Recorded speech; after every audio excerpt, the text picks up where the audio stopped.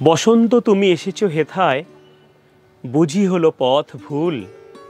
এলে যদি তবে জীর্ণ শাখায় একটি ফোঁটাও ফুল। হ্যাঁ বন্ধুরা, দেখতে দেখতে আরও একটা বসন্তকাল চলে এলো। আর এই বসন্তের শুরুতে আমার স্বাদের ছাদ বাগানে দাঁড়িয়ে আমি রাজু ভাই আপনাদের সকলকে উপহার দিচ্ছি আজকের এই ভিডিওটি।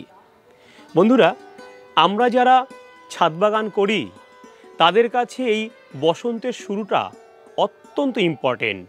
ফেব্রুয়ারি মাসের 15 তারিখের পর থেকে আমরা যে সমস্ত গাছগুলো আমাদের ছাদ বাগানকে একদম আলো করে রাখে সারা বছর ধরে, সেই সমস্ত গাছগুলোকে আমাদের ঘুমন্ত পিরিয়ড থেকে জাগিয়ে তুলতে হবে। আর এই গাছগুলোকে জাগিয়ে তুলতে গেলে দরকার খুব ভালো একটা খাবার, যেই খাবার খেয়ে গাছ গা ঝাড়া দিয়ে তার নতুন পাতায়, নতুন কাণ্ডে, নতুন মূলে গাছটি বেড়ে উঠবে আপন মনে। কি সেই অমৃত খাবার, আর কিভাবে সেই খাবার আমরা তৈরি করব, আজকের ভিডিওতে আমরা সেটাই শিখব।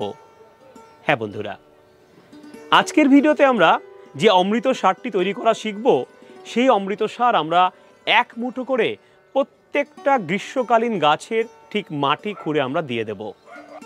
এই অমৃত সার আমরা বাড়িতে বয়মের মধ্যেও কিন্তু ভরে রাখতে পারি সঞ্চয় করে, যাতে প্রত্যেক 10 দিনে আমরা 1 চামচ করে সেই সার প্রয়োগ করতে পারি।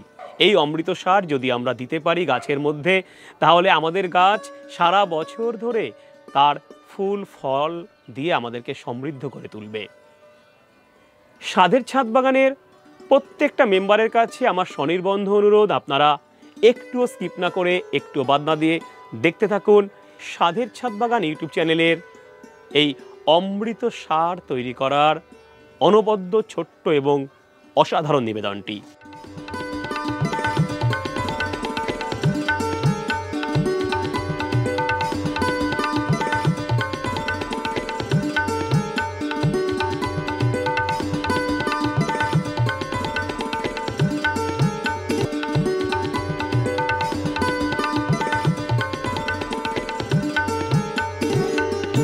বন্ধুরা, অমৃত সার তৈরি করতে গেলে আমাদের যেটা লাগবে সেটা হচ্ছে সর্ষের খোলের গুঁড়ো, আমাদের লাগবে ভার্মি কম্পোস্ট, লাগবে শিং চাচা, লাগবে নিম খোল, লাগবে হাড়ের গুঁড়ো, হাড়কুচি, লাগবে খুরকুচি এবং শিংকুচি। এর সাথে আমরা ব্যবহার করব স্টেরামিল অথবা রক্তসার, আর তার সাথে আমরা দেব কলার খোসার টুকরো। এই কয়েকটি উপাদান আমাদের কাছে থাকলেই কিন্তু আমরা তৈরি করে ফেলতে পারবো একটা অমৃত সার। কিভাবে তৈরি করব সেটা আপনাদেরকে দেখাই। প্রথমেই আমি এইরকম একটি খালি পাত্র নিলাম। এই যে সর্ষের খোলের গুঁড়ো রয়েছে, এই 1 মুঠো সর্ষের খোলের গুঁড়ো আমি এটাই দেব। তার সাথে আমাদেরকে দিতে হবে 1 মুঠো ভার্মি কম্পোস্ট। এটা ভার্মি কম্পোস্ট রয়েছে, এটা আমরা 1 মুঠো এর সাথে দিয়ে ভালো করে মিশিয়ে দেব। এরপর এর সাথে নিম খোল দেব। এই যে নিম খোল 1 চামচ, দেখুন আমি দিয়ে দিলাম এর মধ্যে। নিম খোল দিলে আমার গাছের মধ্যে নাইট্রোজেনের যেমন যোগান দেবে, তেমনি গাছের মাটির মধ্যে যে কোনো রকম ব্যাকটেরিয়া ফাঙ্গাসের নিধন করবে এবং গাছের কিন্তু কোনো রকম কোনো মাটির মধ্যে কোনো কুচোকৃমি বা পিঁপড়ে বাসা করতে দেবে না। এর সঙ্গে আমরা দেব 1 চামচ এই রকম হাড়ের গুঁড়ো দিয়ে দিলাম। আমরা দেব 1 চামচ এই স্টেরামিল, এটা রক্তসার হিসাবেও আপনারা কিনতে পাবেন, 1 চামচ দিয়ে দেবো এরকম। তার সঙ্গে আমরা দেব, দেখুন এটা হচ্ছে খুরকুচি এবং শিংকুচি, এটা আমরা 1 চামচ এর সঙ্গে দিয়ে দেব। এর মধ্যে রয়েছে প্রচুর পরিমাণ ফসফেট, যেটা গাছের ফসফরাসের যোগান দেবে।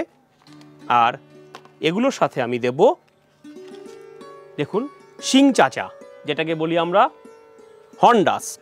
এই শিং চাচা আমরা ঠিক এই রকম যতটা উঠবে হাতের মধ্যে এটা দিয়ে দেব। দিয়ে আমরা এটাকে ভালো করে এইভাবে মিশিয়ে ফেলবো বন্ধুরা। মিশিয়ে ফেলার পর এবার আমরা এর মধ্যে পটাশিয়ামের উৎস হিসাবে দিয়ে দেব এই রকম কলার খোসা, 4টে কলার খোসা এরকম শুকিয়ে সেটাকে ক্রাশ করে অর্থাৎ ভেঙে দিয়ে এরকম করে একদম গুঁড়ো গুঁড়ো করে ফেলবো আমরা। মিক্সিতেও গুঁড়ো করতে পারেন আপনি। এই দেখুন এরকম 1 মুঠো কলার খোসার কুচি কুচি করে কাটা আমি এর মধ্যে দিয়ে দিলাম ভালো করে মিশিয়ে। বন্ধুরা, এই যে সারটি আমি তৈরি করে ফেললাম, এটাই হচ্ছে আমার মিশ্র সার। এবং এই সার কিন্তু একদম গাছের জন্য ভীষণভাবে অমৃত একটি সার। এর মধ্যে রয়েছে নাইট্রোজেন, ফসফেট এবং পটাশিয়াম। শুধু কি তাই, তার মধ্যে থাকবে জিঙ্ক, ম্যাগনেসিয়াম, আয়রন, মলিবডেনাম ইত্যাদি নানা মৌল কিন্তু আপনি সামান্য পরিমাণ হলেও এই মিশ্র সারে পেয়ে যাবেন।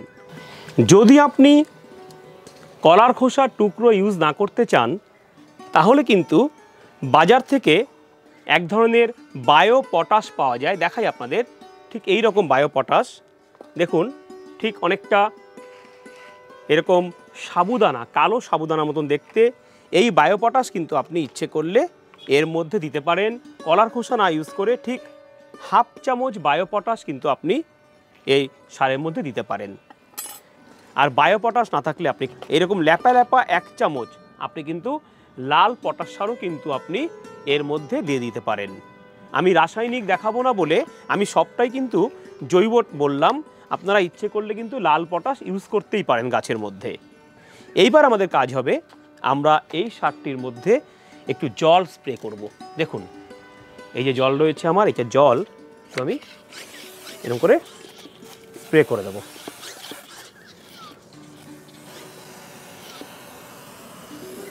স্প্রে করে এইবার এই সারটিকে ভালো করে আমরা এরকম মেখে নেব। যেহেতু আমরা এর মধ্যে ভার্মি কম্পোস্ট মিশিয়েছি আর সর্ষের খোল মিশিয়েছি, তাই কম্পোস্ট সার তৈরি হয়ে যাবে, একটা জৈব কম্পোস্ট সার। মনে রাখবেন, এই সার তৈরি করে সরাসরি কিন্তু আমরা গাছে কিন্তু প্রয়োগ করব না, কেননা সর্ষের খোলের মধ্যে যেই অ্যাসিডিক একটা ভাব থাকে, যেটা পচতে শুরু করলে কিন্তু গাছের শেকড়কে কিন্তু ক্ষতি করে ফেলতে পারে। তাই এই রকম একটি মিশ্র সার আপনি বানিয়ে ফেলুন এবং ঠিক 7 দিন ধরে এই সারটিকে আপনি রেখে দিন। 7 দিন পর যখন এই সার সম্পূর্ণ কম্পোস্ট সারে রূপান্তরিত হবে, তখন আপনি এই সারটি সমস্ত গ্রীষ্মকালীন গাছে প্রয়োগ করুন।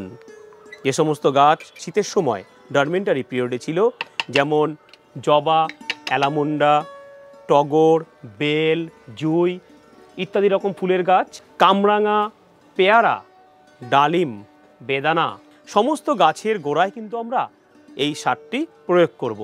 কিভাবে প্রয়োগ করব সেটা দেখাই আপনাদের। সেই রকম গাছের মাটি আমরা খুশে নেব বন্ধুরা, এইভাবে। এইবার এই মাটি উপর থেকে আমরা এরকম তুলে নেব। তোলবার পর এরকম একটা সুন্দর গর্তের মতন বানিয়ে ফেললাম আমি। এটা একটা জবা ফুলের গাছ। এইবার যেটা বানিয়েছি অমৃত সার, সেখান থেকে আমি এই রকম 1 মুঠো সার আমি সুন্দরভাবে কিন্তু এবার এই টবের চারদিকে আস্তে করে আমি এরকম সুন্দর করে আমি এরকম দিয়ে দেবো বন্ধুরা। দেখুন এরকম আমরা দিয়ে দিলাম। দিয়ে দেবার পর এর উপরে আমরা এবার এই ভার্মি কম্পোস্টের একটা লেয়ার দেব। কি দেবো আমরা? 1 মুঠো ভার্মি কম্পোস্ট হালকা করে দিয়ে এই সারটাকে আমরা ঢেকে দেব। দেখুন দিয়ে দিলাম।